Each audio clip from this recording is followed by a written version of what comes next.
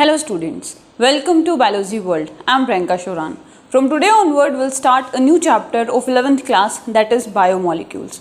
अगर NCERT के sequence की बात करते हैं तो ये चैप्टर है चैप्टर नंबर 9. कौन सा चैप्टर? बायोमोलिक्यूल्स. क्या होते हैं बायोमोलिक्यूल्स? इनको हम बायो की कौन सी ब्रांच में पढ़ते हैं और इनका काम क्या है? तो बायोमोलिक्यूल्स, बायो का मतलब लिविंग, ऐसे मॉलिक्यूल्स, ऐसे सब्सटेंस जो कहाँ पाए जाते हैं, जो लिविंग ऑर्गेनिजम्स में पाए जाते हैं. इन बायोमोलिक्यूल्स की स्टडी करना कि एक लिविंग ऑर्गेनिज्म है, एक सेल है, उसका जो मॉलिक्यूलर एस्पेक्ट है कि उसमें किस तरह के मॉलिक्यूल्स पाए जाते हैं, इन सब की स्टडी की जाती है किसमें? मॉलिक्यूलर बायोलॉजी में. तो मॉलिक्यूलर बायोलॉजी बायो की वो ब्रांच है जिसमें हम किसी भी लिविंग के मॉलिक्यूलर एस्पेक्ट्स की बात करते हैं. एक सेल है, उसके मॉलिक्यूलर एस्पेक्ट्स की बात करते हैं.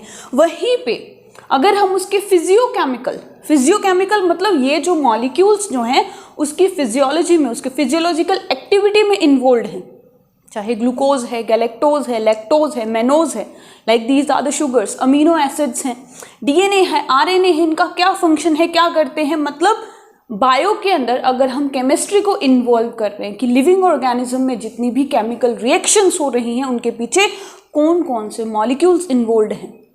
कोई भी एक मॉलिक्यूलर, कोई भी एक मेटाबॉलिक रिएक्शन हो रही है, उसमें जो केमिकल्स जो इन्वॉल्व हो रहे हैं उन सब की जो स्टडी की जाती है दैट इज बायोकेमिस्ट्री. क्या है वो? बायोकेमिस्ट्री. तो बेटा इस चैप्टर में अंदाज़ा लग गया, मॉलिक्यूल्स के बारे में पढ़ेंगे, वो मॉलिक्यूल्स जो एक लिविंग ऑर्गेनिज्म में पाए जाते हैं, जैसे कि carbohydrates, proteins, DNA, RNA, fats, lipids, इन सब के बारे में, इनका स्ट्रक्चर, किससे बनते हैं, इनका साइज कैसा है, इनमें बॉन्ड कैसे हैं, ये सब हम इस चैप्टर में पढ़ने वाले हैं. तो एक कोई भी एक लिविंग ऑर्गेनिज्म है, कोई भी एक सेल है, उस सेल के अंदर जितने भी मॉलिक्यूल्स पाए जाते हैं, आपने एक सेल ली, उस सेल के अंदर जितने भी मॉलिक्यूल्स प्रेजेंट हैं उन सभी मॉलिक्यूल्स को हम क्या कहेंगे? Cellular pool. ठीक है, सेलुलर पूल मतलब एक सेल है, उस सेल के अंदर कितने मॉलिक्यूल्स प्रेजेंट हैं. बायोमॉलिक्यूल्स कह दो या सिंपल कितने जो ऑर्गेनिक मॉलिक्यूल्स जो प्रेजेंट हैं उन सबको मिला के हम एक टर्म देते हैं दैट इज सेलुलर पूल. जैसे जीन पूल होता है कि एक कोई भी सेल है उसमें कितनी जीन प्रेजेंट है, वैसे भी एक सेल है उसमें कितने बायोमॉलिक्यूल्स प्रेजेंट है, कितने मॉलिक्यूल्स प्रेजेंट है, that is known as cellular pool. अब एनसीईआरटी इन मॉलिक्यूल्स को, इन बायोमॉलिक्यूल्स को दो पार्ट में डिवाइड करती है, माइक्रोमॉलिक्यूल एंड मैक्रोमॉलिक्यूल, कि अकॉर्डिंग टू एनसीईआरटी. और ये क्वेश्चन पूछा जाता है कि किस बेसिस पे आप जो मॉलिक्यूल्स हैं उनको डिवाइड करते हो. तो बायोमॉलिक्यूल्स दो तरह के होते हैं, micro and macro. Micro biomolecules and macro biomolecules. Micro का मतलब क्या होता है? छोटा, स्मॉल. मैक्रो का मतलब क्या होता है? बड़ा, लार्ज. तो यहां पर ऐसे मॉलिक्यूल जिनका जो मॉलिक्यूलर वेट जो है, मॉलिक्यूलर वेट जो है 800 डाल्टन से कम है, लेस देन 800 डाल्टन, या 80 to 800 डाल्टन के बीच में है, ऐसे मॉलिक्यूल्स को हम कहते हैं माइक्रो मॉलिक्यूल्स. ध्यान रखना, ये ऐसे मॉलिक्यूल्स जिनका जो मॉलिक्यूलर वेट है it is less than 800 Dalton. ठीक है, it is less than 800 Dalton और 80 से 800 डाल्टन के बीच में है तो वो कहलाते हैं माइक्रो मॉलिक्यूल्स. अगर उनका जो मॉलिक्यूलर वेट है इट्स मोर देन 800 डाल्टन,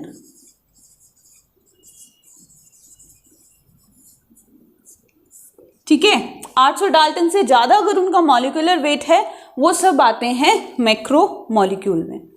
इसके अलावा एक और टर्म आती है, that is acid soluble pool and acid insoluble पुल।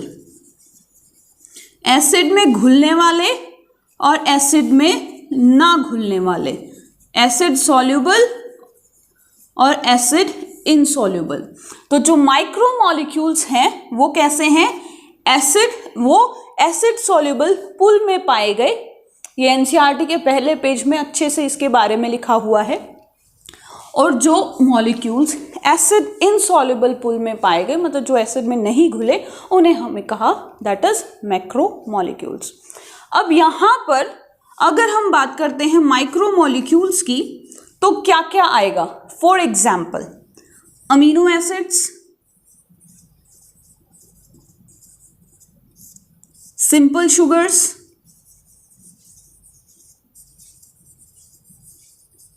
अगर हम बात करेंगे मैक्रोमॉलिक्यूल्स की, then all the polysaccharides,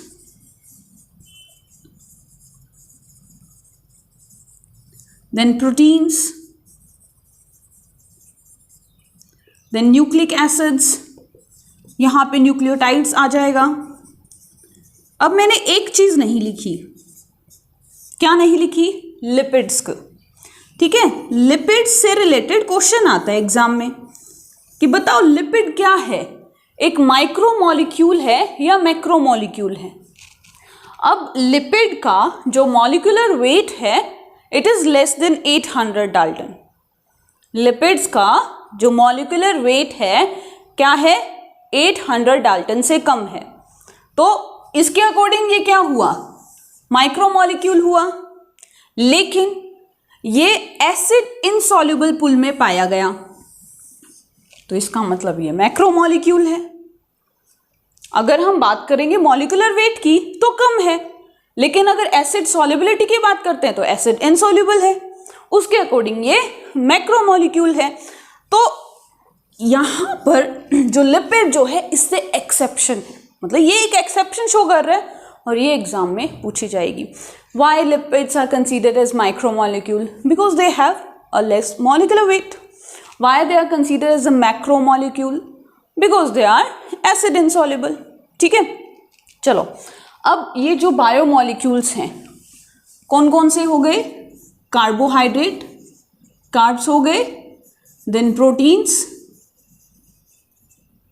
then lipids and nucleic acids. तो ये सारे जो बायोमोलिक्यूल्स हैं ये स्मॉल स्मॉल रिपीटिंग यूनिट से बने हुए हैं। मतलब जैसे एक दीवार की बात करते हैं तो दीवार क्या है? एक कंप्लीट स्ट्रक्चर है। इसकी फॉर्मेशन किससे हुई? ब्रिक्स से हुई। सारी ब्रिक्स को हमने जोड़ा तब जाके एक वॉल की फॉर्मेशन हुई। तो यहाँ पर हम इन सब की बात कर रहे हैं। ये जो मैक्रोमोलिक्यूल्स हैं, कार्बोहाइड्रेट्स मतलब जो पॉलीसेकेराइड्स हैं, then proteins, then lipids and the nucleic acid, इनकी जो फॉर्मेशन होती है वो मोनोमर्स से होती है, स्मॉल रिपीटिंग यूनिट से होती है। फॉर एग्जाम्पल अगर हम कार्ब्स की बात करते हैं, कार्बोहाइड्रेट्स की बात करते हैं, तो जो शुगर्स हैं, सिंपल शुगर्स हैं, मोनोसेक्राइड्स। देन प्रोटीन्स की बात करेंगे तो प्रोटीन्स बने हुए हैं अमीनो एसिड्स से। Lipids fatty acid plus glycerols. Nucleic acid from the nucleotides. Nucleotides में शुगर आ जाएगी, फोस्फेट आ जाएगा, that is phosphate group, and the nitrogenous bases. तो इन सब को डिटेल में हम लोग वन बाय वन पढ़ने वाले। सबसे पहले हम पढ़ेंगे कार्बोहाइड्रेट्स के बारे में। कार्बोहाइड्रेट्स, सेक्राइड्स, सेक्रॉन्स और शुगर्स। जो कार्बोहाइड्रेट्स हैं क्या कहलाते हैं? शुगर्स कहलाते हैं। शुगर बोलते हैं इनको। शुगर के लिए एक और टर्म हम यूज करते हैं, दैट इज सेक्रोन। क्या टर्म यूज करते हैं? सेक्रोन। सेक्रोन का मतलब क्या है? शुगर।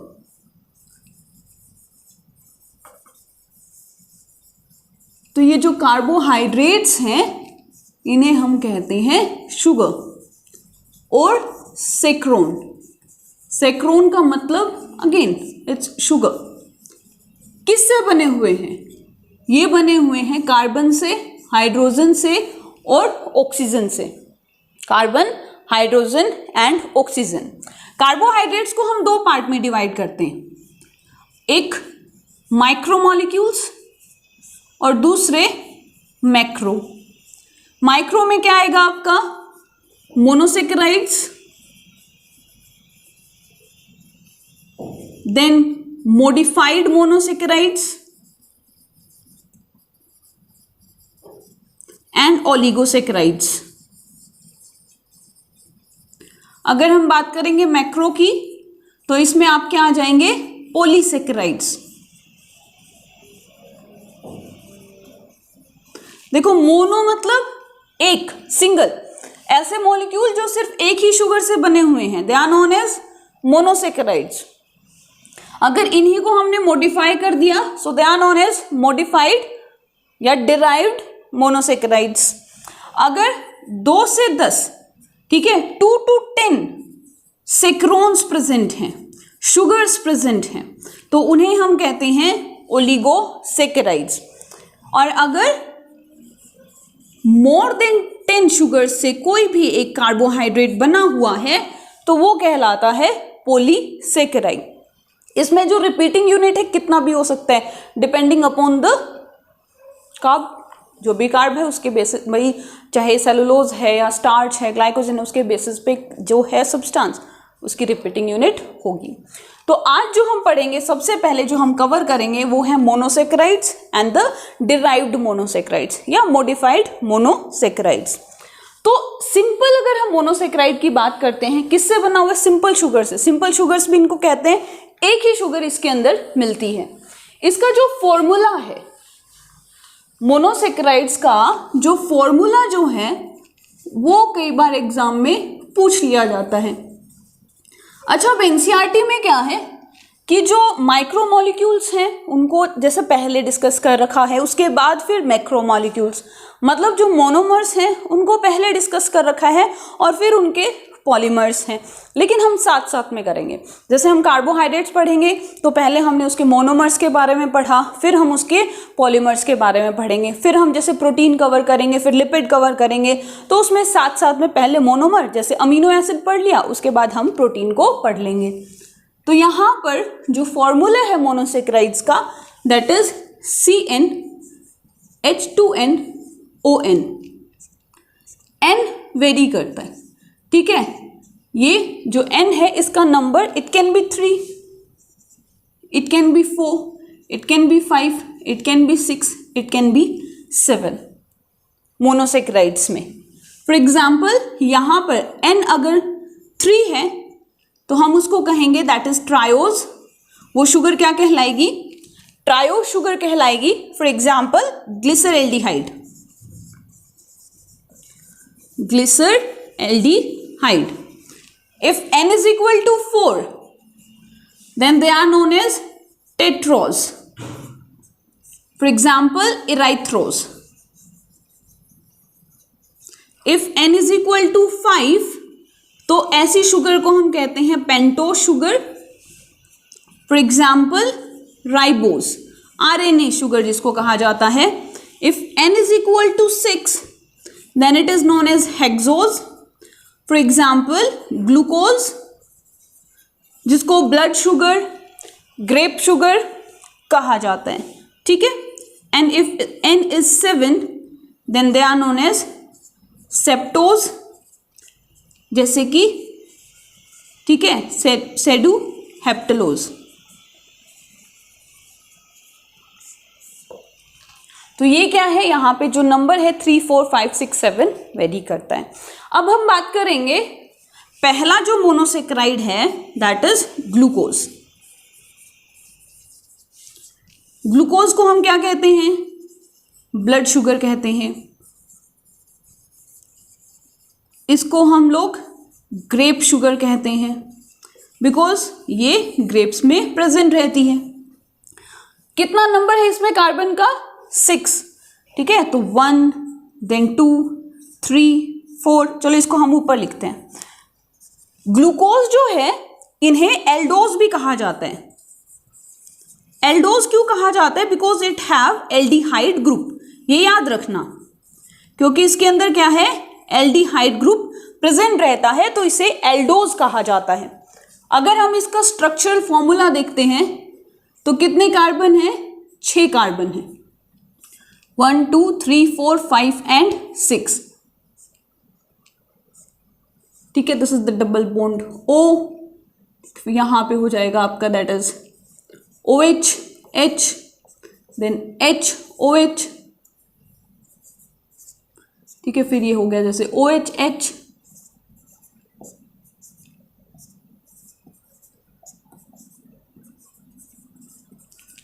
तो ये क्या है, ये स्ट्रक्चर, ये फॉर्मूला है। अब यहां पर क्या होगा कि पहला और जो 5वां कार्बन है, फर्स्ट और 5th कार्बन के बीच में एक बॉन्ड बनेगा जिससे वाटर रिमूव हो जाएगा। ठीक है, और ये बना देगा that is C, its H, then its OH।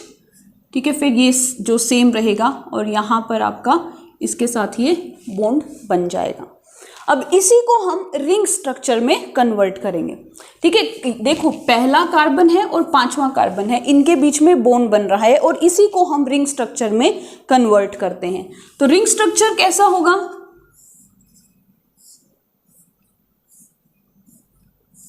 ये फर्स्ट है, यहाँ पे 5th कार्बन है और ये 6th कार्बन हो गया। ठीक है, दैट इज CH2OH।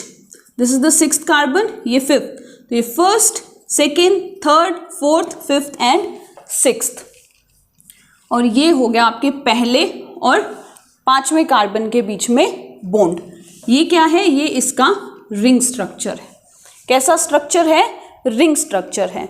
अब इसके अंदर जो कायरल कार्बन्स हैं, एसिमेट्रिक कार्बन्स हैं, कायरल कार्बन रहता है कि जो 4 डिफरेंट एटम से जुड़े हुए हैं, वो क्या करते हैं, वो प्लेन पोलराइज्ड लाइट को राइट डायरेक्शन में रोटेट कर देते हैं, राइट डायरेक्शन में मूव कर देते हैं।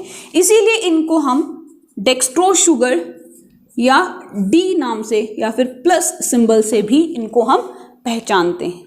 ठीक है, नेक्स्ट जो है दैट इज फ्रुक्टोज।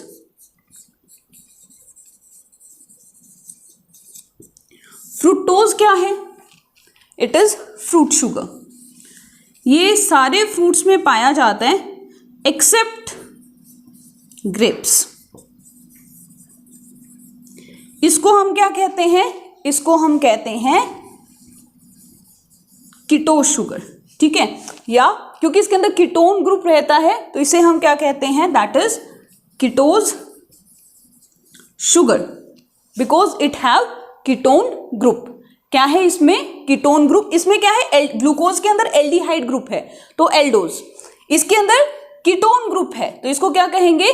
कीटोज। मतलब सेकेंड कार्बन के ऊपर, जैसे ग्लूकोज का ये 6 कार्बन स्ट्रक्चर है वैसे ही फ्रुक्टोज का है, लेकिन सेकेंड कार्बन पे आपको C डबल बॉन्ड O नजर आएगा।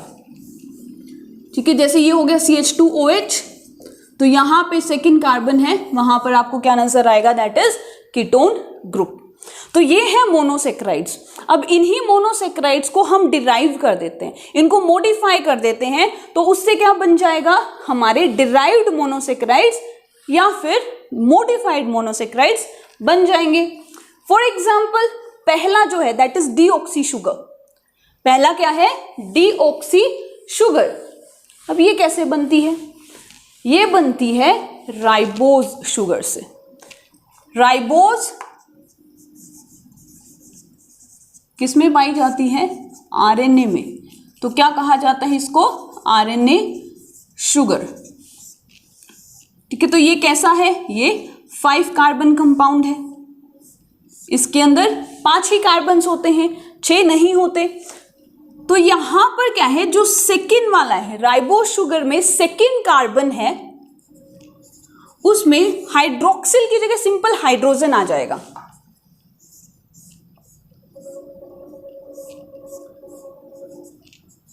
ठीक है, और ये राइबोज से क्या बन गई? Deoxy ribose sugar. किस में मिलेगी? डीएनए में। क्या कहेंगे इसको? DNA sugar. तो पहली जो मॉडिफाइड मोनोसेक्राइड है वो क्या है? Deoxy ribose. या डीऑक्सी शुगर जिसको कहेंगे। सेकेंड जो है that is sugar acids. Sugar acids में क्या है कि अगर आप किसी भी एल्डोज के फर्स्ट कार्बन का जो फंक्शनल ग्रुप है, ध्यान रखना, एल्डोज के फर्स्ट कार्बन के फंक्शनल ग्रुप को हम रिप्लेस कर देंगे COOH से, ठीक है, तो वो क्या बना देगा, it will form aldonic acid. For example gluconic acid, galactonic acid. लेकिन अगर हम सिक्स्थ कार्बन पे जो फंक्शनल ग्रुप है उसको रिप्लेस कर देंगे COOH से, तो वो क्या बनाएगा, that is aldo uronic acid. For example glucuronic acid और गैलेक्टोयूरोनिक एसिड। थर्ड जो एग्जाम्पल है मॉडिफाइड मोनोसेक्राइड्स का, वो है शुगर एल्कोहल। शुगर एल्कोहल में क्या होता है कि जो OH ग्रुप है उसका नंबर इंक्रीज हो जाएगा। फॉर एग्जाम्पल ग्लिसरॉल फ्रॉम ग्लिसरएल्डिहाइड्स, ठीक है, ग्लिसरॉल की फॉर्मेशन होती है ग्लिसरएल्डिहाइड से। फिर जो मेनोज है उससे मैनिटोल बनेगा, ग्लूकोज से ग्लूसीटोल बनेगा। ये क्या है, these are the sugar alcohol. Last जो एग्जाम्पल है दैट इज ग्लूकोजामाइन।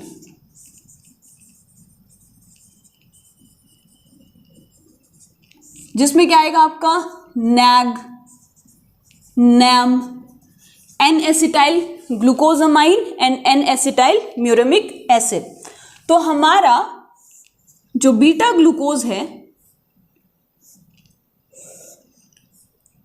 ठीक है, बीटा ग्लूकोज में सेकेंड कार्बन पे सबसे पहले हम क्या करते हैं, NH2 ऐड कर देंगे, ठीक है, और उसके बाद इसमें हम ऐड कर देंगे एसिटिक एसिड। क्या ऐड कर देंगे हम, एसिटिक एसिड।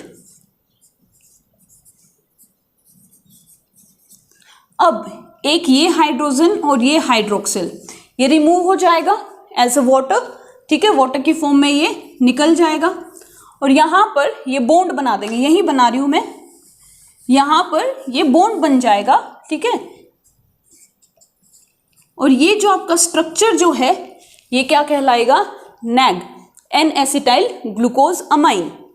मतलब जो बीटा ग्लूकोज है उसमें सेकेंड कार्बन पे हमने क्या किया, NH2 ऐड किया, उसके साथ फिर हमने एसिटिक एसिड ऐड कर दिया। अब इनका बॉन्ड बनेगा तो उसमें वाटर रिमूव हो जाएगा और जो स्ट्रक्चर जो बन जाएगा that is an acetyl glucose amine.